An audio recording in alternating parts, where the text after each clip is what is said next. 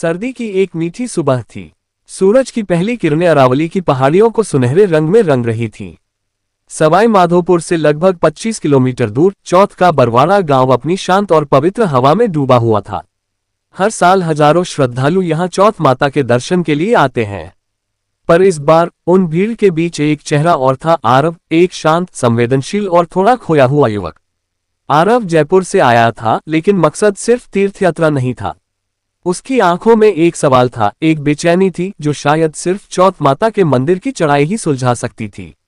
चंदनी की परछाई। 2 साल पहले बरवाड़ा की ही एक लोकल फेस्टिवल में आरव की मुलाकात चंदनी से हुई थी। चंदनी वहीं की रहने वाली थी, हल्के गुलाबी घाघरे में घूमती, माथे पर छोटी सी बिंदी और आंखों में सपने। वो कोई आम लड़की नहीं थी, वो जैसे खुद बरवाड़ा की आत्मा थी। उस दिन आरव फोटो खींच रहा था जब पहली बार चंदनी ने मुस्कुराकर उससे पूछा था, इतनी तस्वीरें क्यों लेते हो? आरव हड़बड़ाया था, ताकि कुछ पल हमेशा के लिए रख सकूं। चंदनी मुस्कुरा दी थी, तो फिर मुझे भी रख लो कहीं। वो मुस्कान जैसे आरव की दुनिया को बदल गई थी।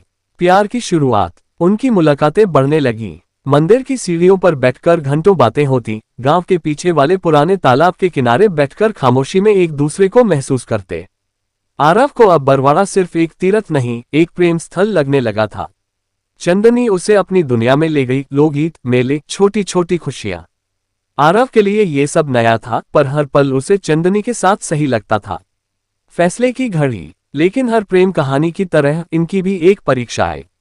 चंदनी के घरवाले उसकी शादी गांव के ही एक लड़के से तय कर चुके थे। आरव शहर का लड़का था और गांव वालों को ये रिश्ता मंजूर नहीं था। आरव ने कहा, चलो मेरे साथ, मैं तुम्हें हर खुशी दूंगा। पर चंदनी ने मंदिर की सीढ़ियों पर बैठकर धीरे से कहा, आरव, मेरा हर सपना यहीं से शुरू हुआ और यहीं खत्म होगा। मैं माता को छोड़कर नहीं जा सकती। आरव टूट गया। वो नहीं चाहती थी कि उसके लिए चंदनी अपने मूल्यों और जड़ों को छोड़ दे, और चंदनी नहीं चाहती थी कि आरव किसी दिन उसे खो देने का अफसोस करे। जुदाई। दोनों ने मंदिर की सबसे ऊंची सीढ़ी पर आकर आखिरी बार एक दूसरे की आंखों में देखा। आरव ने धीरे से कहा, कभी अगर मैं वापस आऊं तो क्या तुम मिलोगी? चंदनी ने हल्के से सिर हिलाया, अगर चौथ माता चाहेंगी तो जरूर। और फिर आरव चला गया, शहर की भीड़ में खो गया। वर्तमान लौटना। आज 2 साल बाद आरव फिर बरवाड़ा आया था। मंदिर की चढ़ाई पहले जैसी ही थी, पर इस बार हर कदम भारी था। वो चौथ माता के मंदिर के सामने खड़ा होकर बस एक बात कहता रहा, क्या वो अब भी यहाँ है?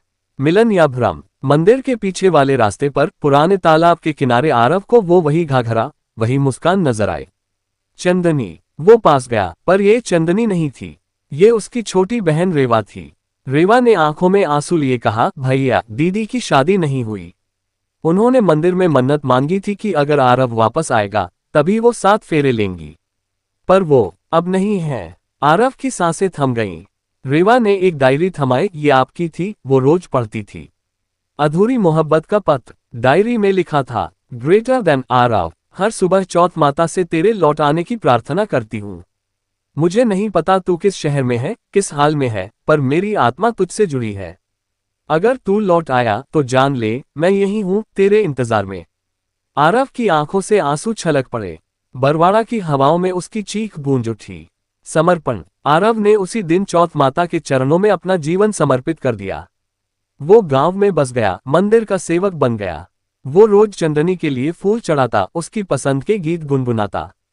लोग कहते हैं, मंदिर के पास जब शाम को हवा बहती है तो एक मीठी हंसी सुनाई देती है, और कोई पूछे कौन है ये, तो बस जवाब मिलता, ये चौथ माता की छांव में छुपी एक अधूरी मोहब्बत है, जो अब बरवाड़ा की आत्मा बन चुकी है।